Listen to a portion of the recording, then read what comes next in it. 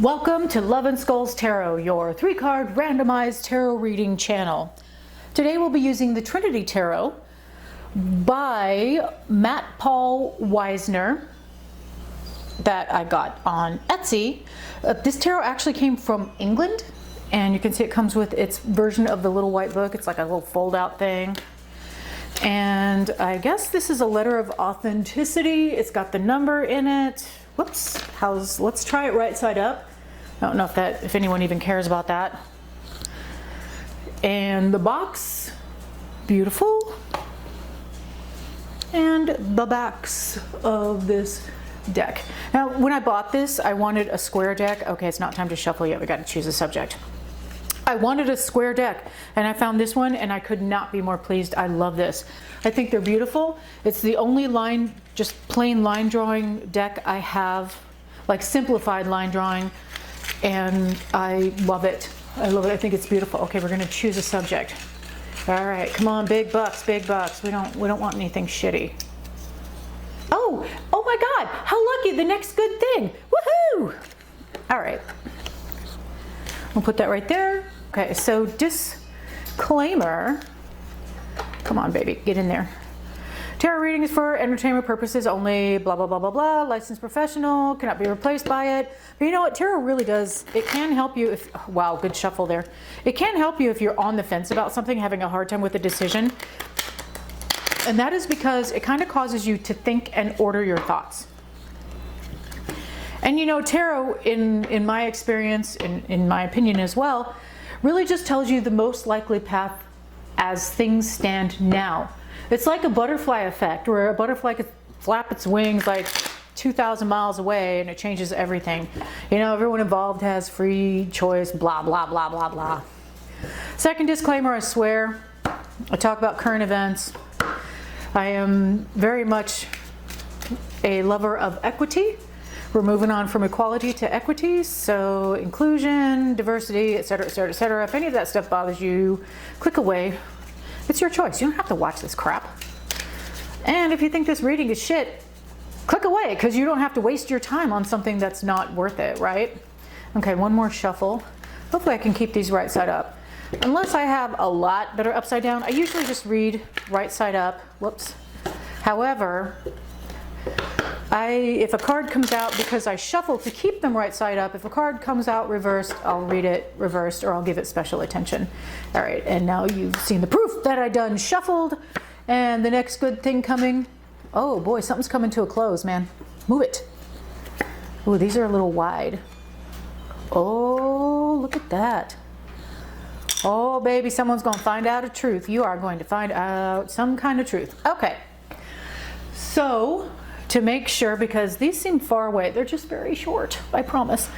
We have the 10 of Wands.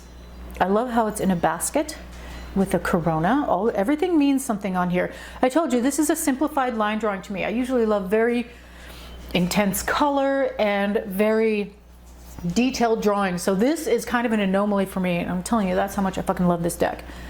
It has a good feeling to it. Justice, you can see that, hey, stay. A crown, equal balance. You know, justice generally is Libra if you care about astrology, which I don't keep astrology on the cards.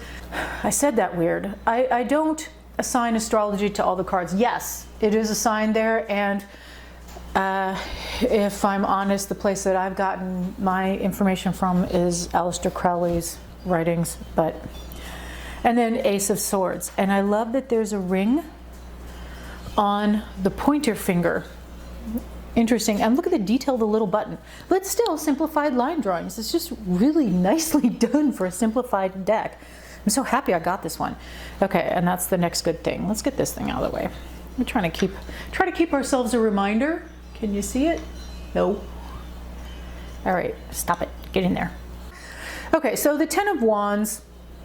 10s are culmination, right? They are usually an ending. And 10 of Wands is kind of like a lot of burdens are coming to an end. This is it could be a lot of different situations, but the reading itself is pretty clear. It's kind of like all your obligations are coming to an end. There's justice, and you'll find out the truth, or the truth will be learned. And since this is the next good thing coming, that truth is going to be in your favor. Like I said, it's a very relatively simple reading. But let's get a little bit more detail on this, because while a reading can be simple, the cards do not just have a single meaning, right? They always change with what they're next to. So all the burdens that you've been carrying, this could be because, I mean, there are no cups and no coins to tell us exactly what the situation is. But we do have, and I kid you not, I call this thing the sword of truth. It's an intellectual, so it could be something about intellectual property, but we'll cover that in a second.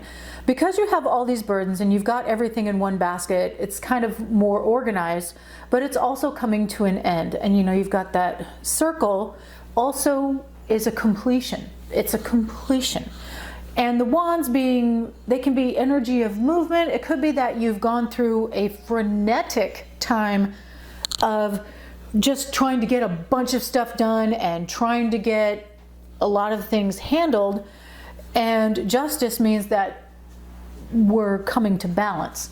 It's coming back to balance. So these burdens are going to be able to be put down. You're going to come into balance. Justice also, I mean, is full-on justice. Like if you've been doing a lot of work, a lot of work, trying to accomplish a goal, right? I don't know, it could be any goal. Let's choose something oddly random. Oh, you've been going to school for something, like a further education to get a certification. Wow, that was a lot of rhyming there. Sorry about that.